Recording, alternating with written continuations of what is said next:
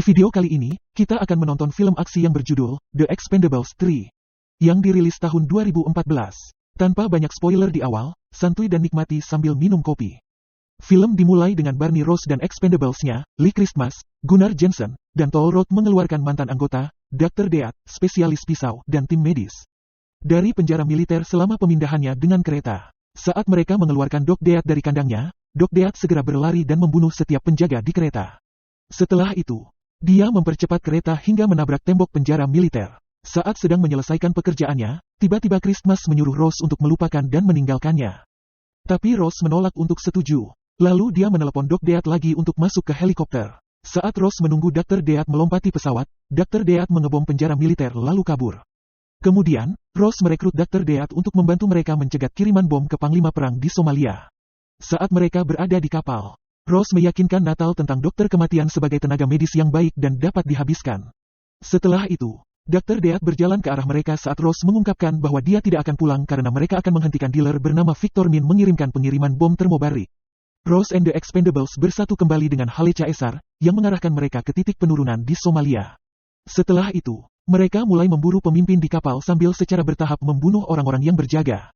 Yang mengejutkan Rose, dia mengetahui bahwa pedagang senjata yang menyediakan bom adalah Conrad Stonebanks, mantan salah satu pendiri Expendables yang menjadi nakal dan dianggap tewas.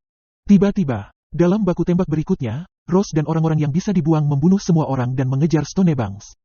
Tetapi Stonebanks menembak Caesar 2 kali dan menjatuhkan bom meluncur ke atas mereka dari helikopternya, membuat mereka tidak punya pilihan selain mundur. Sayangnya, Caesar terluka parah.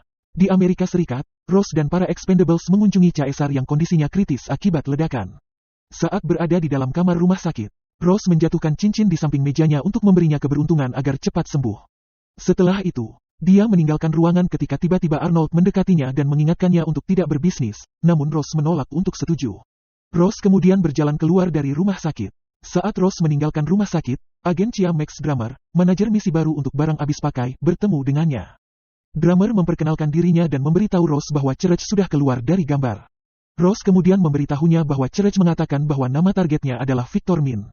Tetapi nama asli Victor Min adalah Stonebanks. Jadi, Drummer menjawab bahwa dia tidak peduli dengan nama itu dan hanya ingin mendapatkan dia. Kemudian, Drummer memberi Rose misi untuk menangkap Stonebanks dan membawanya ke pengadilan kriminal internasional untuk kejahatan perang. Belakangan, Rose berbicara dengan The Expendables. Sayangnya, Rose menyalahkan dirinya sendiri atas cedera Caesar. Kemudian dia memberitahu mereka bahwa mereka bukan masa depan lagi, dan sayangnya bagi mereka, mereka sudah menjadi bagian dari masa lalu. Semua orang diam, tapi tiba-tiba, Christmas bertanya apakah Rose pergi ke suatu tempat dengan pidatonya. Jadi, Rose beralasan bahwa dia tidak akan hidup membawa mereka bersamanya dan bahwa mereka harus mengubah keadaan mulai sekarang. Secara keliru, Rose membubarkan Expendables dan segera meninggalkan bar. Christmas mencoba mengubah keputusan Rose, tetapi sayangnya, dia gagal. Setelah itu, Rose pergi ke Las Vegas, di mana dia meminta pensiunan tentara bayaran yang berubah menjadi perekrut Bonaparte untuk membantunya menemukan tim baru tentara bayaran yang lebih muda. Tanpa ragu, Bonaparte memimpin tim baru Rose. Akhirnya, Bonaparte melakukan perjalanan dengan Rose untuk memperkenalkan perekrut kepadanya di berbagai lokasi. Jadi, sekarang, tim baru Rose termasuk penjaga klub malam Luna dan pakar komputer Ton. Kemudian, ketika mereka tiba di Arizona, mereka bertemu penembak jitu Galgo yang memalsukan resumenya. Sehingga Rose menolaknya. Adapun yang terakhir, Bonaparte pergi ke lokasi berikut, yaitu Pangkalan Angkatan Udara Edwards, California, untuk bertemu ahli senjata Mars. Kemudian untuk kandidat terakhir, Bonaparte tiba di Meksiko bersama Rose. Kemudian dia memperkenalkan mantan marinir AS, John Smiley, yang menyelesaikan permainan gulatnya untuk mendapatkan uang. Pada awalnya, John menunjukkan keraguan-raguan kepada Rose tentang tawarannya. Sehingga Rose berpikir bahwa mereka hanya membuang-buang waktu untuk berbicara dengan John dan pergi. Kemudian beberapa detik kemudian, John memanggil nama Rose dan mengatakan bahwa dia tidak membuang-buang waktu, artinya dia menerima tawaran Rose untuk menjadi bagian dari timnya.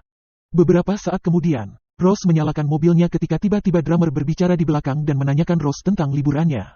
Namun alih-alih menjawab pertanyaan Drummer, Rose menanyakan keberadaan Stonebanks. Jadi, Drummer mengatakan bahwa Stonebanks ada di Bukares dan membuat kesepakatan dengan beberapa mafia Albania. Rose hanya memiliki 36 jam untuk mengejar Stonebanks karena dia mundur setelah itu. Drummer kemudian memberi Rose peta satelit untuk koordinat tempat Stonebanks berada. Setelah itu, Drummer menjatuhkan sebuah amplop karena agensi tersebut memiliki tempat persembunyian lokal untuknya. Keesokan harinya, mantan barang habisan bertemu dengan para rekrutan dan berkelahi, tetapi Mars menghentikan mereka.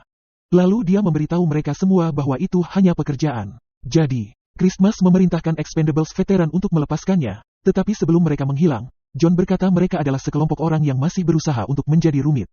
Yang mengejutkan, mereka tiba-tiba berhenti berjalan dan melihat ke arah John, lalu Christian memberitahu John bahwa dia masih muda dan bodoh. Saat John mencoba untuk tidak bertengkar dengannya, Christmas tiba-tiba melemparkan pisau ke arah John, dan untungnya, John melewatkannya. Kemudian Doc Death bernyanyi sambil menyeringai pada John. Setelah itu, Christmas meminta John untuk menyimpan pisaunya karena ia akan membutuhkannya dalam misi mereka.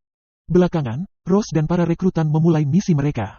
Saat berada di pesawat, John bertanya kepada Ross mengapa mereka menangkap Stonebanks. Ross ragu-ragu pada awalnya, tetapi John terus bertanya, jadi dia memberikan file tentang Stonebanks untuk menjawab pertanyaan John.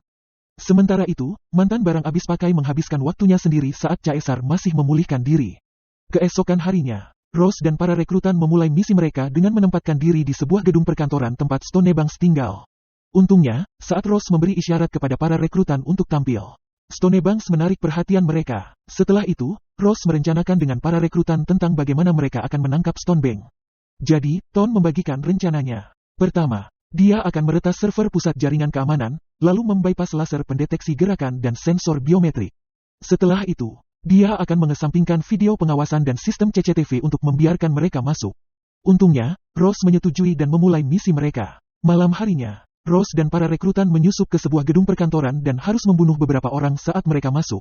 Saat menjalankan misi, Ton memberitahu Ross bahwa pembeli telah tiba di gedung. Jadi, perekrut baru terus membidik orang-orang yang berjaga-jaga sementara Stonebanks berurusan dengan Goran Fata. Saat mereka berbicara, Ross menghubungi timnya untuk memposisikan diri dan kemudian memecat semua orang, termasuk pembeli Goran Fata. Untungnya, Luna menangkap Stonebanks. Saat transit, Stonebanks mengejek Ross dan menjelaskan mengapa dia mengkhianati Expendables. Jadi, Ross berbicara. Lalu dia memberitahu Stonebanks bahwa dia akan mematahkan setiap tulang di tubuhnya dan menjatuhkan apa yang tersisa di Den Haag ketika mereka berhenti. Jadi, Stonebanks tertawa dan mengulangi kata The Hague, lalu dia menjawab Ross bahwa dia adalah penjahat perang dan bertanya apakah Ross dapat mengantarkannya seperti sebuah paket. Tapi Ross tetap diam. Jadi, Stonebanks membeberkan Ross tentang pembuatan Expendables dan tanda yang mereka buat. Lalu dia mengatakan Ross menyewa tim Stonebanks dan seluruh geng untuk menangkapnya. Namun, Ross, sayangnya, membunuh saudara mereka untuk menghentikan Stonebanks dari bisnis gelapnya. Di luar kendali, Ross hampir membunuh Stonebanks untuk membungkamnya, tetapi meskipun Stonebanks mendorongnya, Ross mundur. Lalu, sayangnya, Stonebanks mengaktifkan pelacak GPS-nya. Sekarang, anak buah Stonebanks mengejar mereka dan menembakkan misil ke Phantom. Kemudian Ross terlempar ke sungai karena senjata Stonebank. Sementara kru Stonebanks menangkap Smiley, Luna, Ton, dan Mars. Setelah itu, Stonebanks memerintahkan anak buahnya untuk menemukan Ross. Ross membunuh tim pengambilan Stonebanks dan melarikan diri ke sungai. Setelah itu, Ross menemukan dirinya di tempat yang ditinggalkan, melihat salah satu anak buahnya, dan membawanya ke pesawat mereka. Saat Ross berada di kapal, Stonebanks mengiriminya video. Menantang Ross untuk mengejarnya dan memberinya lokasi di Asmenistan. Dia melihat rekrutannya terikat saat dia menonton, jadi Stonebanks memberinya waktu 48 jam untuk mendapatkannya. Sambil bersiap untuk pergi dan melakukan penyelamatan sendirian, Galgo menemukan Ross dan menawarkan jasanya lagi. Untungnya, Ross menerimanya. Saat Ross mengemudikan pesawat, Expendables veteran tampak menemaninya. Jadi, Ross berteriak melalui jendela apa yang mereka lakukan, dan kemudian Natal menjawab. Mengatakan bahwa dia cukup bodoh untuk membuat dirinya sendiri dalam kekacauan dan bahwa mereka satu-satunya yang cukup gila untuk mengeluarkan Ross darinya. Tanpa pilihan apapun, Ross membiarkan tim lamanya bergabung dengannya. Kemudian, mereka tiba di area tersebut dan menemukan lokasi yang tepat di mana Stonebanks menyembunyikan para rekrutan. Sambil berjalan, Ross bertanya kepada Galgo mengapa timnya membiarkan dia pergi, menceritakan keseluruhan cerita. Setelah itu, mereka akhirnya menemukan lokasinya. Itu adalah bangunan 8 lantai yang terbengkalai tanpa ada musuh yang berjaga. Kemudian beberapa saat kemudian, mereka akhirnya melihat tentara bayaran muda dan menyelamatkan mereka. Hanya untuk mengetahui dari Stonebanks bahwa dia melengkapi tempat itu dengan bahan peledak dengan hanya 45 detik tersisa untuk meledak. Jadi, Ton segera mencari cara untuk menyelamatkan diri. Ton kemudian menggunakan perangkat jammer untuk menunda hitungan mundur, memberikan waktu kurang dari setengah jam sebelum ledakan. Yang mengejutkan Stonebanks, dia memerintahkan tentara Asmenistan untuk menyerang gedung dengan kekuatan penuh, termasuk tank dan helikopter serang. Sementara itu, saat Ton berhasil membuat perangkat macet, Doc Death memberitahu Expendables bahwa mereka masih dalam masalah saat melihat musuh sedang dalam perjalanan. Lalu tiba-tiba, Expendables muda dan veteran saling bertarung. Jadi, Ross meyakinkan mereka untuk bekerja sama untuk menjatuhkan Stonebanks. Untungnya, mereka semua mendengarkan. Setelah itu, Rose membagikan rencananya. Mereka akan dipecah menjadi kelompok-kelompok kecil dan keluar melalui lantai dasar. Saat mereka bergerak, pasukan Asmenistan juga mulai menyerbu gedung. Kemudian, pertempuran dimulai. Expendables mulai menembak dan menggunakan senjata mereka untuk menolak musuh. Saat mereka bertarung, Smiley hampir jatuh ke dalam lubang dengan api yang membara, tapi untungnya, dia dengan cepat mengambil tali agar tidak jatuh. Tiba-tiba, Drummer dan Trance tiba dengan helikopter untuk membantu, bersama dengan Yin Yang, anggota Expendable yang kembali. Sekarang, anggota baru dan veteran Expendables bekerja sama untuk membunuh anak buah Stonebanks. Sementara itu, Drummer berhasil menolak helikopter Stonebanks saat Gunnar dan Smiley mengambil tank Asmenistan untuk menembak musuh yang tersisa. Di sisi lain, Doc Death dan Christmas bergulat dengan musuh di dalam gedung. Dan saat gelombang kedua masuk, Smiley memberitahu Rose bahwa mereka mendapat bala bantuan. Jadi, Rose radio Drummer tentang gelombang lain yang akan datang. Drummer kemudian mendarat di gedung untuk mengevakuasi tim saat Rose melaporkan semua orang untuk segera naik ke atap. Saat semua orang berlari ke atap untuk masuk ke helikopter Drummer, Stonebanks secara pribadi menyerang Rose setelah menembaknya. Sayangnya, Rose tertembak saat Stonebanks menantangnya untuk menyelesaikan pertempuran. Lalu, di sisi lain, Drummer mencoba menghubungi Rose karena hanya dia yang mereka tunggu-tunggu. Namun, Drummer tidak menerima pesan apapun dari Rose. Sementara itu, Stonebanks memerintahkan Rose untuk melepaskan armor karena dia ingin Rose merasakan pistol di dalam tubuhnya. Jadi, setelah dipaksa melepas baju besi dan senjatanya, Rose dan Stonebanks terlibat dalam pertarungan tangan kosong. Meski tertembak, Rose masih berhasil bertarung dengan Stonebank karena dia mengabaikan pesan Natal untuk masuk ke helikopter. Smiley berteriak bahwa baterainya hanya tinggal 1% saat mereka bertarung. Namun Rose tetap bertarung dengan Stonebanks. Sayangnya, keduanya sama-sama kuat, tetapi Rose menjatuhkan Stonebanks sebelum keduanya mencapai senjata mereka. Saat Stonebanks mencoba menembak, Rose mengalahkannya. Beberapa detik kemudian, Stonebanks menanyai Rose tentang pengirimannya ke pengadilan kriminal internasional, tetapi Rose dengan dingin menghabisinya dengan pistol sebagai tanggapan. Dan saat baterai perangkat Ton habis, Rose segera berlari saat melihat bom meledak di dalam gedung. Saat Rose naik ke atap, semua orang mengira Rose jatuh saat bangunan benar-benar meledak. Tetapi saat helikopter bergerak, mereka melihat Rose memegang tali yang mengikat helikopter. Tim berhasil mencapai helikopter Drummer dan terbang ke tempat aman saat Rose menempel di sana dari luar. Film berakhir dengan Expendables merayakan di bar saat Caesar akhirnya pulih dari lukanya, dan Rose secara resmi menerima Smiley, Luna, Ton, dan Mars ke dalam tim. Kemudian Drummer, di sisi lain, berbicara dengan Rose, memberitahunya bahwa dia tidak pernah memasukkan Stonebanks ke Den Haag, tetapi Rose menjawab bahwa bekerja dengannya tidak pernah seburuk ini dan berjabat tangan. Setelah itu, Galgo mendekati Rose untuk berbicara dengannya dan meyakinkannya untuk bergabung kembali dengan timnya.